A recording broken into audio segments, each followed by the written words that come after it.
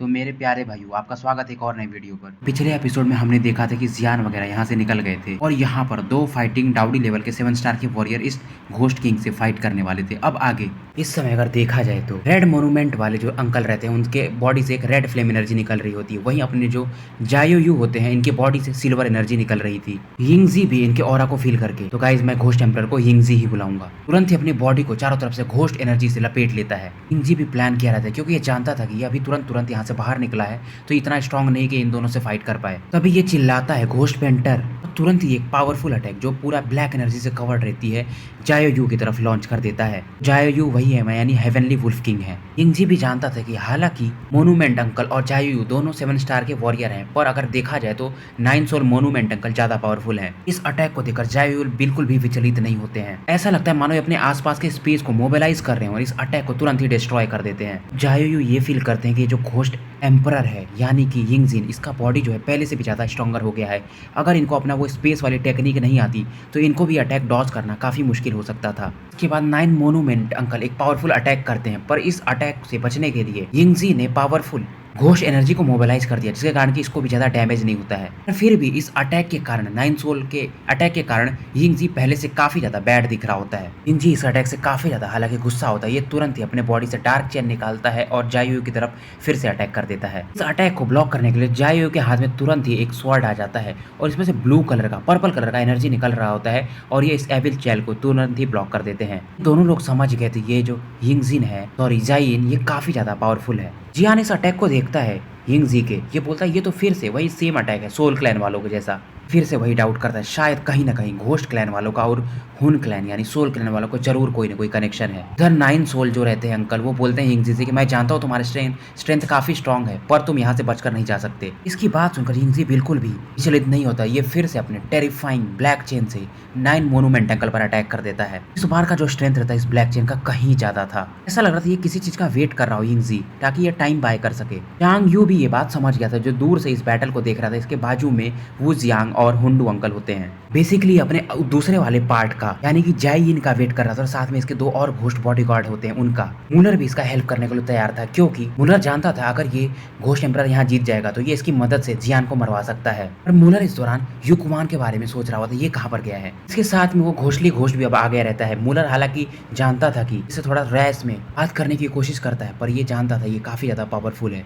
इससे बोलता है ठीक है हम पहले लॉर्ड यिंगजी के पास चलते हैं। इधर इन दोनों लोगों का बैटल चल ही रहा होता है। जायू एक पावरफुल अटैक यूज करते हैं इस एविल यिंगजी को मारने के लिए। जो इनका अटैक रहता है उसका नाम रहता है blood moon kill break the army attack. Ghost emperor यानी कि यिंगजी इस अटैक को देखता है और स्माइल करता है, समझ जाता है कि बेसिकली 9 सोल मोनूमेंट इसको क्यों इतना ज्यादा देर तक ब्लॉक कर रहा था। बेसिकली जायो इस टाइम अपना अटैक जो प्रिपेयर कर रहा था, इस समय जो जायो के हाथ में रहती है जो स्वॉर्ड वो काफी ज्यादा टेरिफाइंग पावर कैरी की रहती है। इससे आसपास का स्पेस भी ऐसे मानो बर्स्ट हो जाए। बेसिकली इसी अटैक का नाम था ब्लड मून कील। अटैक काफी तेजी से यिंगजी की तरफ बढ़ने लगता है। यिंगजी तुरंत ही अपने आसपास का जो ब्लडी मिस्ट रहता है उसको काफी ज्यादा डेंस कर देता है ताकि वो इस अटैक को रेजिस्ट कर पाए। यिंगजी जो रहता है बिल्कुल भी जायो के अटैक से डरा नहीं रहता है, तो ये भी अपना एक पावरफुल अटैक उन ब्लड मिस्ट के थ्रू यानी ब्लड 10 डायरेक्शन कर देता है। दोनों अटैक टकरा रहे होते हैं और यहाँ पर एक भयंकर लेवल का फ्रिक्शनल साउंड आ रहा होता है। तो अटैक के कारण जो वेव्स जन्म लेती हैं इससे जियान वगैरह भी कुछ दूर पीछे और निकल जाते हैं क्योंकि ये इनसे काफी ज्यादा रेजिस्ट कर रहा होता है। पर जियान दूर खड़ा होता है और अपने मास्टर से यानी गोल्डन ड्रैगन किंग से पूछता है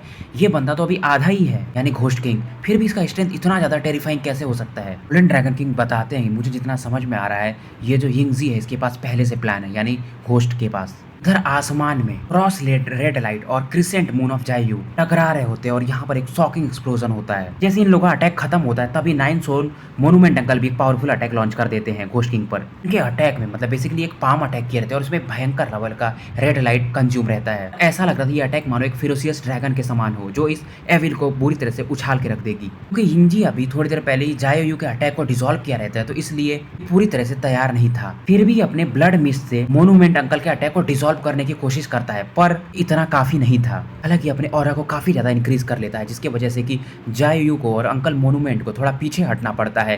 पर जो अंकल मोनूमेंट का अटैक था ड्रैगन वाला, इसमें प्योर एनर्जी थी, जिसके कारण यिंगजी भी पहले से काफी ज्यादा घायल हो चुका था। यिंगजी जो रहता है बोलता है, डैम, मैंने लगता है फिर से तुम लोगों को अंडर एस्टिमेट कर दिया। इधर जियान अपना सोल पावर यूज करके, साथ में स्पिरिचुअल पावर यूज करके इस यिंगजी के सीक्रेट्स को फाइंड करने की कोशिश कर रहा था। हालांकि जियान कितना भी कोशिश करता है, इसको कुछ भी नहीं पता चलता है, क्योंकि जियान का जब भी सोल पावर इस मिस्टीरियस घोस्ट किंग के पास पहुंचता था, मानो इसका जो सोल पावर था स्वॉलो हो जाता था, मतलब वो खा जाता था, क्योंकि ये जियान को फील कर सकता था। इसलिए हालांकि यिंगजी इन दोनों लोगों से यानी अंकल मोनूमेंट से और जायू से फाइट कर रहा था, फिर भी इसका ध्यान जियान की तरफ जाता है। ये फील करता है कि ये जो ह्यूमन है यानी जियान, इसके अंदर से एक फैमिलियर ऑरा फील आ रहा है इसको। ये कहता है शायद इस बच्चे के पास हमारे घोस्ट वर्ल्ड का कुछ न कुछ तो है। ऐसा लगता है मानो ये जियान पर कोई अटैक लॉन्च कर दिया है। जियान के मुंह से ब्लड आने लगता है। जियान को लगा नहीं था कि इसका जो सोल पावर है इसको ये बंदा यानी घोस्ट किंग डिस्कवर कर लेगा। इधर वो जियांग वगैरह भी इस फाइट को देख रहे होते हैं और बोलते हैं बाकी जो भी लोग रहते हैं कि कोई भी अगर घोस्ट वगैरह इधर आए तो उसको तुरंत ही मार देना। इधर जो यिंगजी होते हैं फील करते हैं कि इनका जो दूसरा हाफ है उनका ऑरा काफी ज्यादा वीकर होता जा रहा है। ये सोच रहे थे वो यू कुवान और यू में अभी तक क्यों नहीं आए। काफी ज्यादा अंदर ही अंदर गुस्सा था इन लोगों से।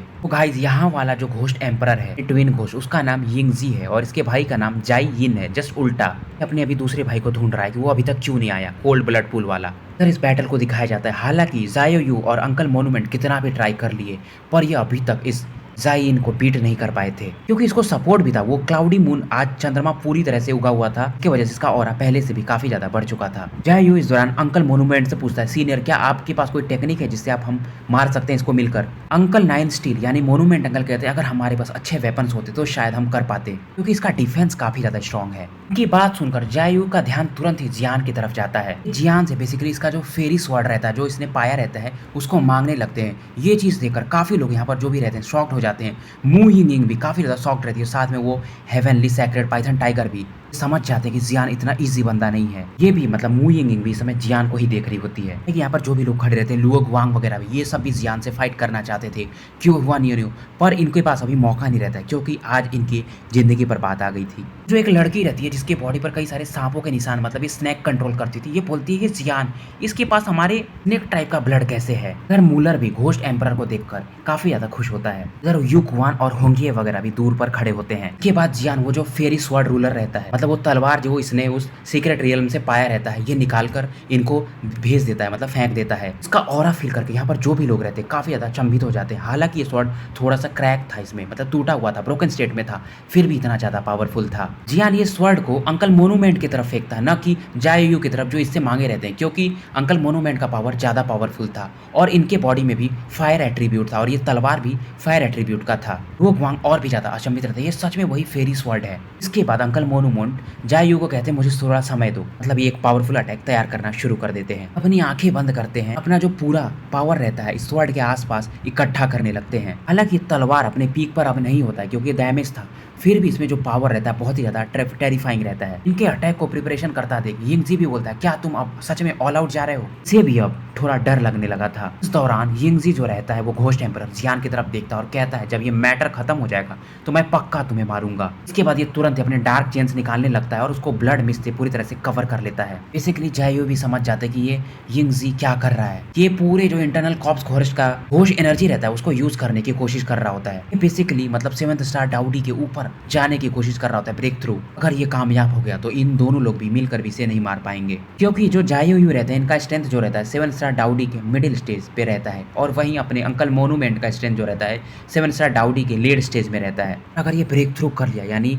डाउडी 8 स्टार के आसपास पहुंच गया तो ये दोनों मिलकर भी नहीं मार सकते। यहाँ पर बस खून ही खून बचेगा। फिर उसके बाद जायू तुरंत ही चिल्लाते हैं और सबको यहाँ पर जो भी लोग मौजूद रहते हैं उनसे बोलते हैं सब मेरी हेल्प करो। इनकी बात सुनकर सभी लोग अपनी जो एनर्जी रहते हैं मोनूमेंट अंकल को देने लगते हैं, जिससे कि जो तलवार रहता है काफी ज्यादा पावरफुल होने लगता है। अब ये फेरी स्वॉर्ड पर आसपास एकदम प्योर फेरी पावर जैसे मानो इकट्ठा हो गया हो। इधर वहीं जो जाइन का भी फोर्स रहता है, घोस्टली फोर्स काफी ज्यादा तेजी से इंक्रीज हो रहा था कि आवाज मतलब ब्रीदिंग भी काफी ज्यादा फास्ट हो गई थी। इधर मू यिंग, क्यू ह्यूआन, वो लुओ गुआंग सभी अपने पावर अंकल मोनूमेंट को भेज रहे थे। गाइस आपको पता है ना, मैं 9 सोल मोनूमेंट अंकल को ही मोनूमेंट अंकल बोल रहा हूँ। यान भी एक अलग इमोशन से इस बैटल को देख रहा था। अभी तक सोच रहा था वो कोल्ड ब्लड पूल वाला जो ट्विन घोस्ट एम्परर है यानी इसका भाई अभी तक क्यों नहीं आया? ये सच में काफी ज्यादा स्ट्रेंज है, क्योंकि दोनों भाई अब तो ब्रेक थ्रू कर चुके हैं, तो इन दोनों को मर्ज हो जाना चाहिए। इनको हराना भी मुश्किल रहेगा, तभी तो इनको ट्विन घोस्ट एम्परर सच में कहा जाएगा। सब मतलब जियान अपने मन में ये सब आकलन कर रहा होता है। उसके बाद जियान फाइनली बोल ही पड़ता है कि लगता है वो जो एविल यिन था, उसको यहाँ हांची भी कहते हैं, यानी जो पहला वाला घोस्ट एम्परर था कोल्ड ब्लड पूल वाला, शायद लगता है उसको कुछ हो गया है।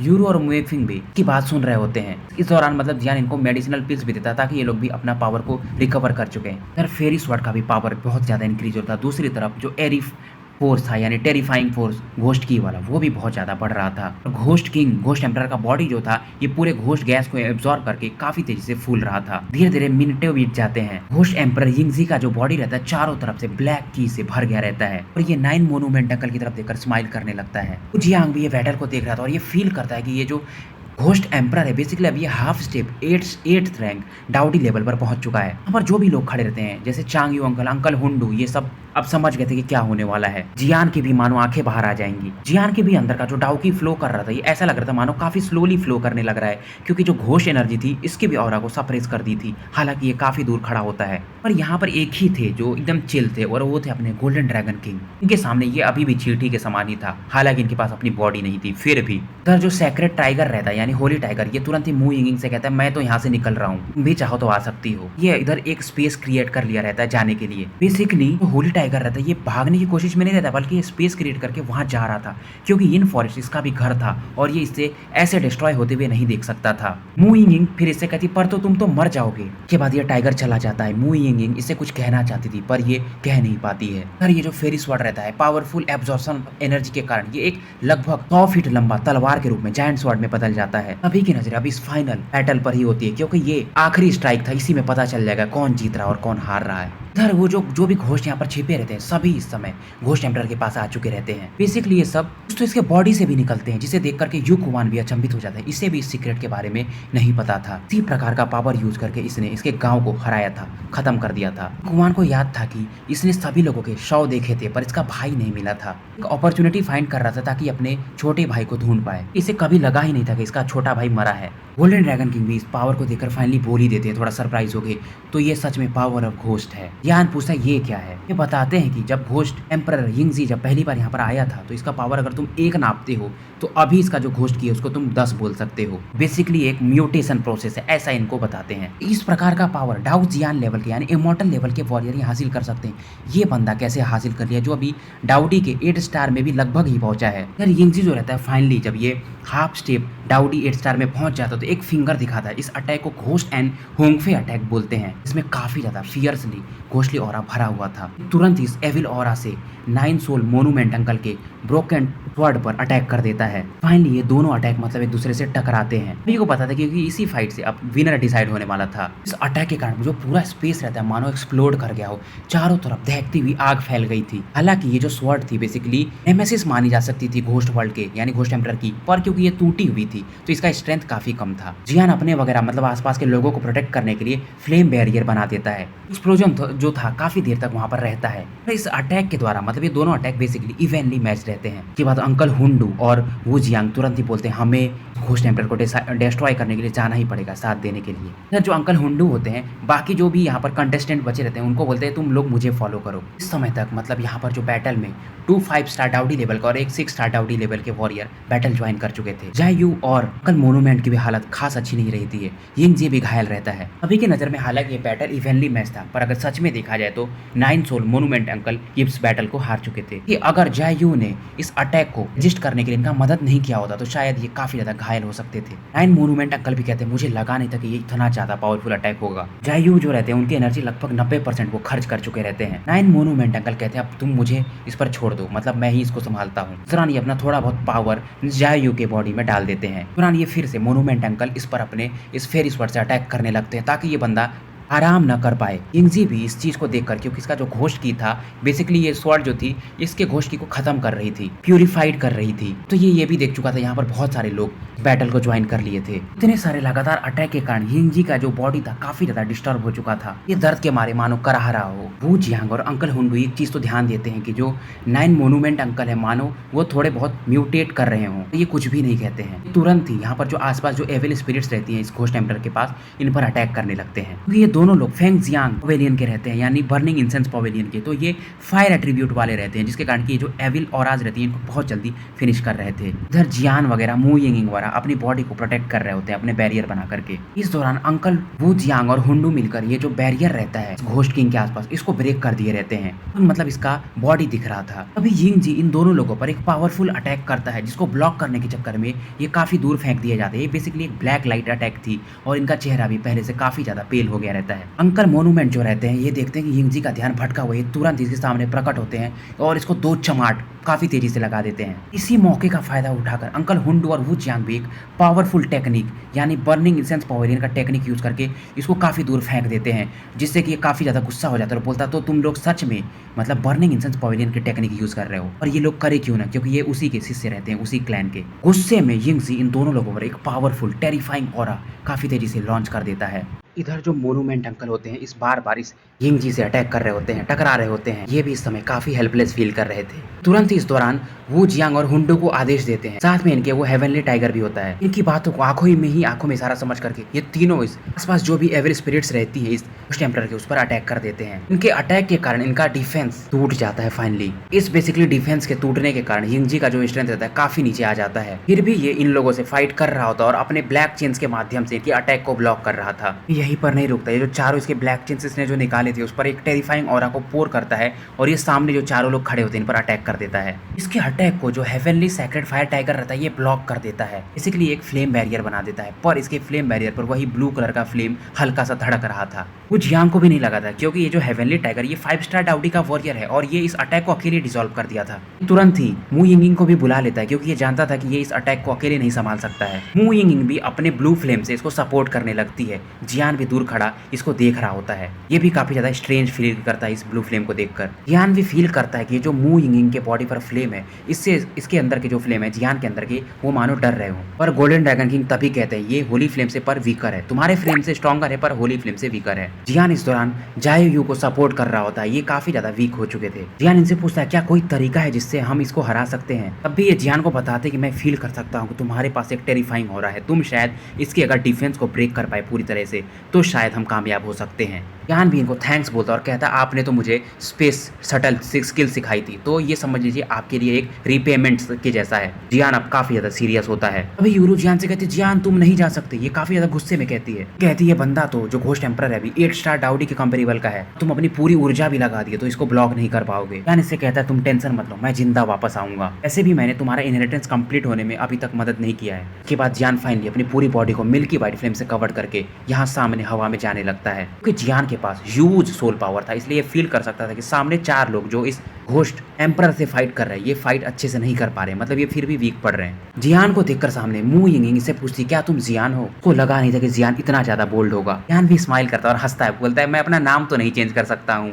मू यिंगिंग जियान से कहती है ऐसा जगह नहीं है जहाँ पर तुम आके बाहर जा सको, क्योंकि ये जानती थी कि जियान एक 4 स्टार डाउडी के इनिशियल स्टेट का बंदा है। जियान कहता है तुम टेंशन मत लो, मैं इतना तो हूँ कि संभाल सकता हूँ, तभी तो मैं यहाँ पर आया हूँ। जियान हंसता और कहता है मैं किसी स्त्री के पीछे छिपने का माहिर नहीं हूँ। उधर ये जो घोस्ट वगैरह होते हैं जब मू यिंगिंग के बॉडी पर वो अज्योर फ्लेम ब्लू फ्लेम देखते तो ये भी थोड़ा स्तब्ध रह जाते हैं। मू यिंगिंग भी इस दौरान जियान के शब्दों के कारण काफी ज्यादा एनॉयड फील कर रही होती है। उधर अपने मोनूमेंट अंकल अपना वो इमोर्टल स्वॉर्ड जो इनको जियान ने दिया था उससे लेकर इससे फाइट कर रहे थे और एविल स्पिरिट्स को काफी ज्यादा प्यूरिफाई कर चुके थे। इधर इनके साथ हेवनली टाइगर अंकल हुंडू और वो जियांग भी फाइट कर रहे होते हैं। तब तो ये जो 9 स्टील अंकल ये रहते हैं यानी मोनूमेंट अंकल ये डिस्कवर कर चुके थे ये जो एविल्स हैं बेसिकली इनको अटैक नहीं कर रहे बस डिफेंड कर रहे हैं। इधर ये जो घोस्ट एम्परर यिंगजी होते हैं जब इस लेडी का यानी मू यिंगिंग का पावर फील करते तो ये भी स्तब्ध रह जाते, खास करके उसके ब्लू फ्लेम के कारण। इस ब्लू फ्लेम के कारण मानो यिंगजी व्हाइट वुमेन रहती है पहले, उसके बॉडी को ये पूरी तरह से काबू कर लिया रहता है, पर ये फील कर रहा था इसका जो बॉडी है पहले से वीक हो रहा है, ये धीरे धीरे उस वुमेन के फॉर्म में आता जा रहा है। ये देखकर सभी लोग सरप्राइज हो जाते हैं, सबको समझ में आ जाता है सच में लग रहा है ये ट्विन घोस्ट एम्परर सच में एक वुमेन है।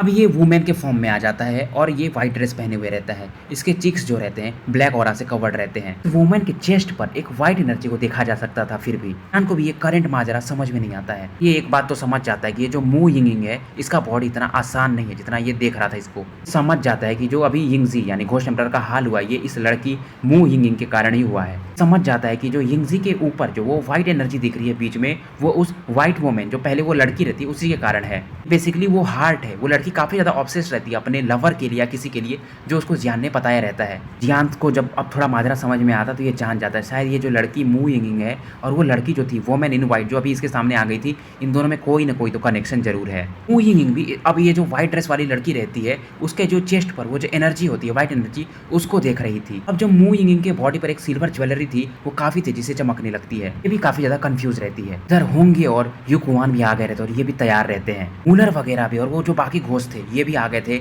अपने घोस्ट एम्परर यिंगजी को सपोर्ट करने के लिए। मूलर तभी आदेश देता है कि जो भी घोस्ट एम्परर को ब्लॉक करेगा उसे तुरंत ही मार दो। मूलर का भी स्ट्रेंथ अब धीरे धीरे बढ़ के 4 स्टार डाउडी के इंटरमीडिएट लेवल पर आ गया था। यहाँ पर जो भी घोस्ट वगैरह रहते हैं इसके साथ इनका भी स्ट्रेंथ 5 स्टार डाउडी के कंपेरेबल का माना जा सकता है। मू फेंग भी इस सीन को देखकर बहुत ज्यादा दंग रह जाते हैं क्योंकि यहाँ पर कई सारे पावरफुल घोस्ट आ चुके थे। सभी लोग मतलब यहाँ पर इन घोस्ट वगैरह से फाइट करने के लिए जुट जाते हैं। लुओ गुआंग, क्यो हुआन युओ और जो स्नेक ट्राइब वाली जो लड़की रहती है। यान इस दौरान मू यिंगिंग से पूछता है क्या तुम ठीक हो। यान देखता है जो इन कॉप्स के फॉरेस्ट थे घोस्ट वगैरह इसके तरफ काफी तेजी से आ रहे थे। ये तुरंत ही अपना ऑरा को सोल फोर्स को इकट्ठा करने लगता है। इस सीन को देख करके वू जियांग मेरा भी दंग रह जाती है, बच्चा क्या करने जा रहा है। बेसिकली जियान इस घोस्ट एम्परर को यानी अब ये जो लड़की के फॉर्म में हो गया था उस पर अटैक करने जा रहा था। और जो ये चेस्ट पर एनर्जी रहती है इस लड़की के व्हाइट कलर की, धीरे धीरे ये जो ब्लैक और आगे इसको घेरी रहती है पूरी तरह से स्वॉलो कर जाती है। ये आदमी यानी घोस्ट एम्परर इस लड़की से कहता है वैसे भी ये जो ह्यूमन वर्ल्ड है ना बहुत ही बेकार दुनिया है, ये लोग किसी भी इमोशन के लायक नहीं है, तो तुम अब सब चीज मुझ पर छोड़ दो। ऐसा करके इस लड़की को ये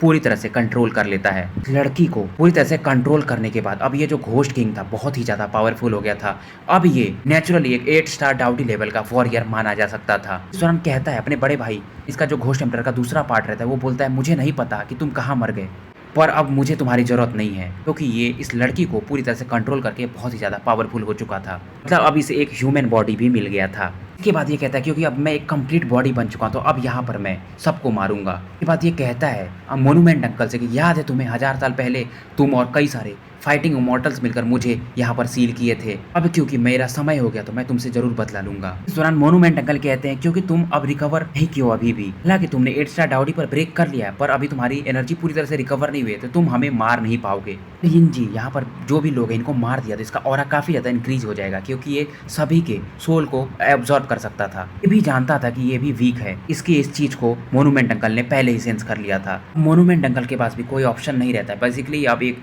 खुद को ही मतलब ये सेल्फ डिस्ट्रक्ट करने जा रहे थे। इसके बाद एक पावरफुल सोल चेन अटैक से इन पर ये अटैक कर देता है। इसके अटैक को ब्लॉक करने के लिए मोनूमेंट अंकल भी अपने बॉडी को यानी सोल को चारों तरफ से रेड फ्लेम से लपेट लेते हैं। बेसिकली इन दोनों ने एक दूसरे पर डेडली अटैक किया था, मतलब लाइफ के बदले लाइफ वाला अटैक। इन जी का जो अटैक रहता है यानी ये 4 ब्लैक चेन जो इधर बढ़ रहे होते हैं मोनूमेंट अंकल के पावरफुल अटैक के कारण ऐसा लगता है ये मानो थिन एयर में डिस्ट्रॉय हो गए हों। बेसिकली इस अटैक को चांग यू आ गए थे डिस्ट्रॉय करने के लिए। ये डेप्यूटी पवेलियन ओनर थे बर्निंग इंसेंस पवेलियन के आउटर वाले पवेलियन के। इंजी भी इन्हें देखकर काफी ज्यादा सीरियस हो जाता है। इस दौरान ये जो इंजी रहता है इसके आसपास कुछ घोस्ट आ जाते हैं। ये पूछता है कि हमारे बाकी लोग कहाँ गए। अभी ये जो घोस्ट रहते हैं इनको बताते हैं कि जो युकुआन था ना उसने हमें धोखा दे दिया और हमारे मास्टर यानी आपके जो ट्विन पार्ट हैं जाई इनको मार दिया। ये सुनकर यिंजी भी काफी ज्यादा फ्यूरियस हो जाता है। इधर मू यिंगिंग भी जो काफी ज्यादा मतलब इसको पता ही नहीं रहता क्या हो रहा है, अब ये फिर पर अपने होश में आ चुकी थी। सोच रही होती कि ये बंदा जो था इसमें से मुझे क्यों वो फैमिलियर और आ रही थी। यार जियान अपनी आंखें बंद करके कुछ तो टेरिफाइंग फोर्स इकट्ठा कर रहा था,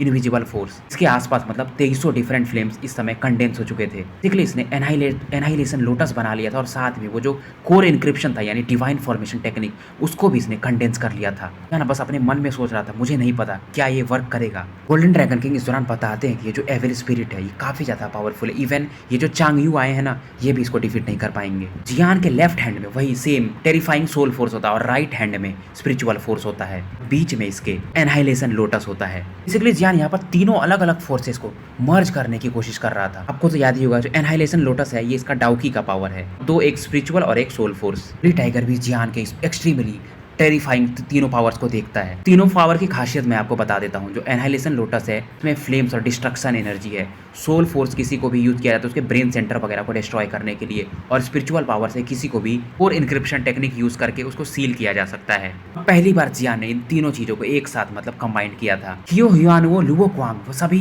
जियान की इस चीज को देखते हैं तो ये भी बोलते हैं सच में लुनैटिक है, पागल लौंडा है। को भी पता था कि जियान के हाथ में मतलब अलग अलग ये तीनों पावर इनको अकेले ही डिस्ट्रॉय कर सकते हैं। इन तीनों फोर्सों को मतलब एक साथ कंप्रेस करने की कोशिश कर रहा था, पर ये अभी भी नाकामयाब था। जियान का यहाँ पर पूरा कोशिश रहता है कि ये एनाहिलेशन लोटस में स्पिरिचुअल पावर और सोल पावर को मिला दे। अभी काफी ज्यादा हेल्पलेस फील कर रहा होता है, इसकी बॉडी में एक अलग ही बैटल चल रही होती है। तभी जियान का जो एविल सोल्जर यानी सोल ईटर टालिस्मैन रहता है वो एक्टिवेट हो जाता है। इसको मतलब ये लाइट जब डिस्कवर होती है तो कोई भी इसको डिस्कवर नहीं कर पाता है। इसमें से वो एक ब्लैक पावर निकल रहा था, काफी पावरफुल था ये। बेसिकली ये डेवोरिंग पावर था। पावर के कारण मानो ये जो सोल पावर और स्पिरिचुअल पावर थे पूरी तरह से शांत हो जाते हैं। इसके बाद जियान फाइनली मतलब कामयाब हो जाता है इन तीनों पावर्स को एक में मिलाने में। जियान को अंदाजा ही नहीं होता ये जो डार्क पावर था ये भी इसमें फ्यूज हो गया था। इधर ये चांगयू और ये जो जाइन रहता है इनके बीच में बात चल रही होती कि चांगयू इससे कहते कि तुम ज्यादा स्ट्रगल मत करो, वैसे भी तुम अब हारोगे ही। यिंगजी भी जानता था कि ये जो चांगयू है ये भी 7 स्टार डाउडी के पीक के वॉरियर हैं, तो वैसे भी यिंगजी काफी ज्यादा थका हुआ था, तो ये इनको शायद ही हरा पाए। इधर जो नीचे बैटल चल रहा था यानी जो बाकी घोस्ट वगैरह फाइट कर रहे थे ये भी अब डिसएडवांटेज में आ गए रहते हैं, यानी